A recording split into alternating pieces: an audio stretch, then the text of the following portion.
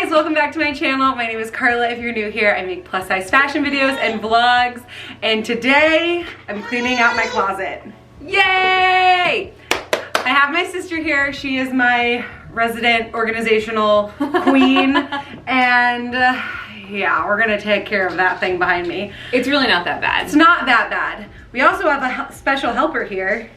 Judging! We're gonna see how much we can get done.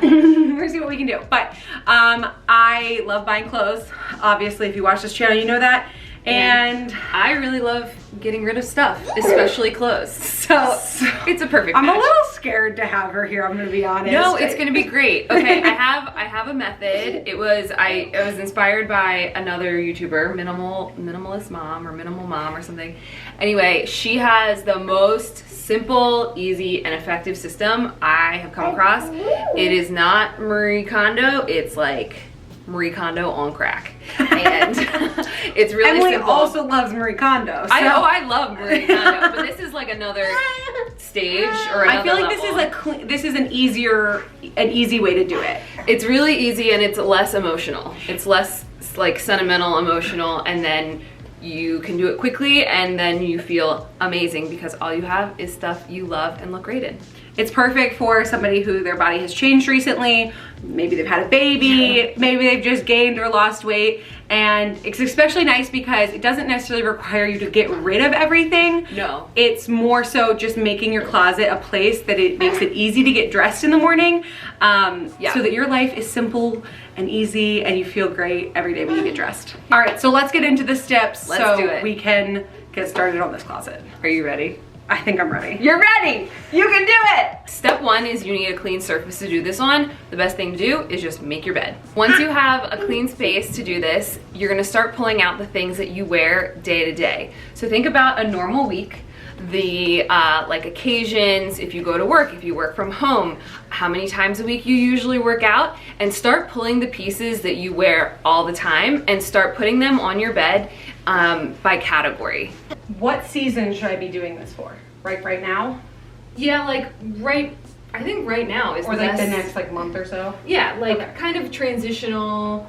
But the point is that it's stuff that tomorrow you're gonna feel great looking at. Got so it. I think being pretty short-sighted is good here. This dress I really like to wear. Like this top I would definitely wear. Yep. This. See, I feel like I could do this for you because it's the stuff that I see you wearing that you look great in. Like this dress I would do wear it. right now. So the only rule while you're doing this is that it should be things that you feel and look great in. So anything that you see that you normally pass over for whatever reason, it doesn't even matter, that does not make it onto the bed. So step 3 is to make sure that you're going through your closet, your drawers, your dirty laundry, your clean laundry, wherever your clothes are, and you're just grabbing everything that you feel good in right now. Instead of pulling everything out like the Marie Kondo method, where then you go through everything and think about like, does this spark joy? Which it totally has its place.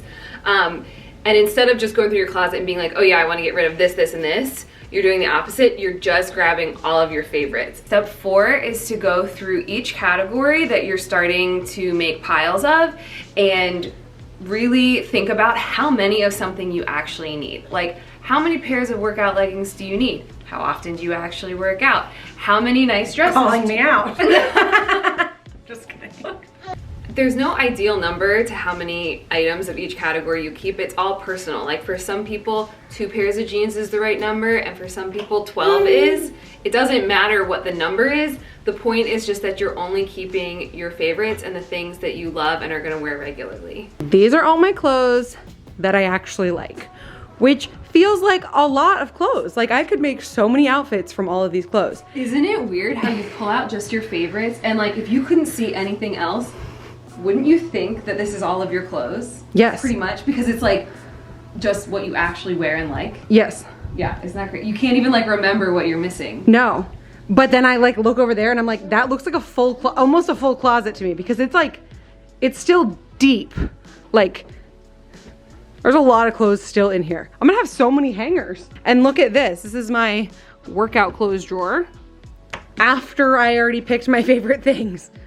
Like what? Well, and like one thing that I know you noticed is you were like, I could use probably like 3 or 4, maybe 5 sports bras, but I only have 2 I like. Yeah. So you know, like you can make a note in your phone, I need to find another sports bra or 2, or just order another one of the ones that you know you like. Yeah.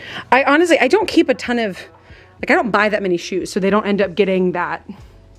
Yes, you do. I don't buy that many shoes. Yes, you do. No, I don't. I do not. I buy like 3 pairs a season. What's a lot? What's a lot of pairs of shoes? Okay, you went to Target one day and came home with 3 But that pairs was of the only I bought this sandals. whole year. Our feet have not changed size since we were in like 3rd grade. But when you I'm own- not kidding. Our feet were gigantic. at like a 7th grade. Like we don't need new shoes every year. I know. You're a fashion blogger. You're a I'm okay. fashion This is an blogger. important information. I'm a maximalist and Emily's a minimalist. You're a reluctant maximalist, Yes.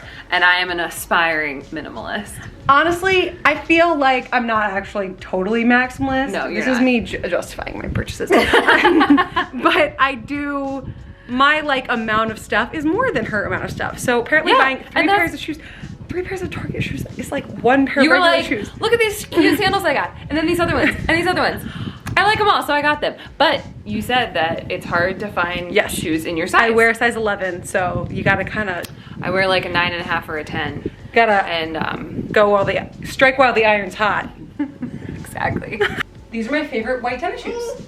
Also my only white tennis shoes, but that's neither here nor there. This is the time I bought 2 sets of my favorite shoes. Okay. I'm just gonna keep the newer pair.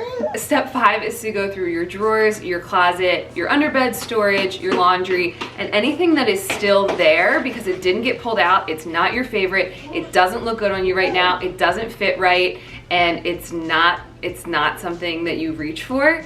Those are all the things that you can then go through really quickly knowing this is not something I'm gonna be wearing right now, so I can either donate it or I can box it up for storage.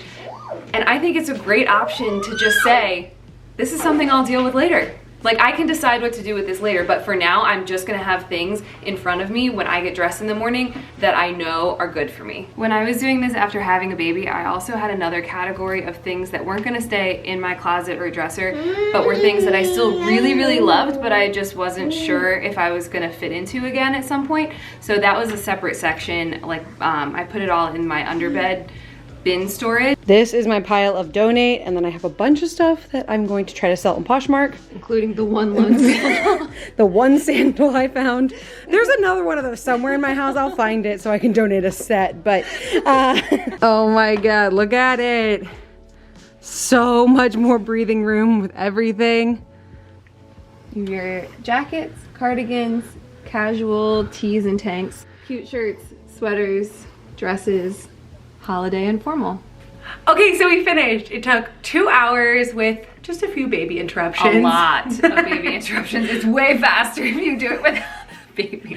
But it's really helpful to have a second person because Emily was folding things or putting things back in my closet once we were done. The number, you're not necessarily trying to get to the lowest number possible. The point is just to only keep what feels good and what works for you right now in your prime real estate of the drawers and closet space that you actually see every day. Just putting it in the back of your closet, even if it's something, like even if you don't have another space in your house to put it, but just putting things that don't fit farther from where you can see it. Put the things right in the middle, in the front of your closet, are the things that you wear all the time, you feel good in, and it will just make getting dressed that much easier. Okay, if you try this out at home, let me know. Shoot me a DM on Instagram and let me know how it goes. I can't wait to see how your closets turn out. Thank you guys so much for watching. I really appreciate it. Be sure to subscribe so you don't miss the next video. Bye!